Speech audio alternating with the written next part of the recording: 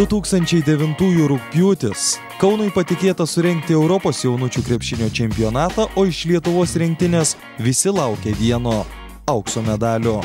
Čempionais tapti nepavyko, tačiau FIBA pagirų už puikią organizaciją Lietuvos krepšinio federacija gavo ir net labai daug. Netrukus jai buvo patikėta rengti ir 2010 metų Europos 18-mečių čempionatą, kuris Liepos pabaigoje bus surengtas Vilniuje. Vilniuje tos varžybos turi praeiti dar aukštesniam lygyje ir tuo pačiu skaitau prisidėti prie Lietuvos įvaizdžio gerinimo.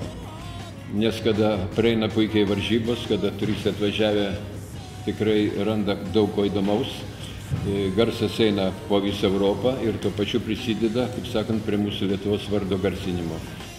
Lietuvos rinktinė jau dabar vadinama būsimo čempionato favorite, nes ekipos branduolį sudarys prieš 2 metus tarp 16-mečių lygių Europoje neturėję krepšininkai. Tačiau ne tik krepšininkams bus sunku. Sunku gali būti ir Lietuvos krepšinio federacijai, kuriai šis turnyras kainuos beveik 1,5 milijono litų.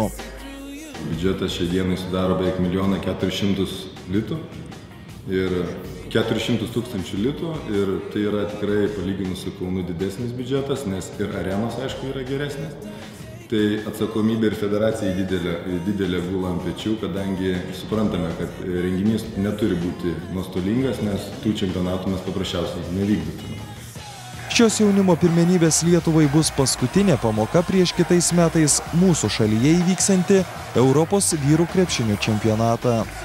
Šis čempionatas bus paskutinis, kai už dalyvavimą šalies federacija FIBA turėjo sumokėti 3 milijonus eurų.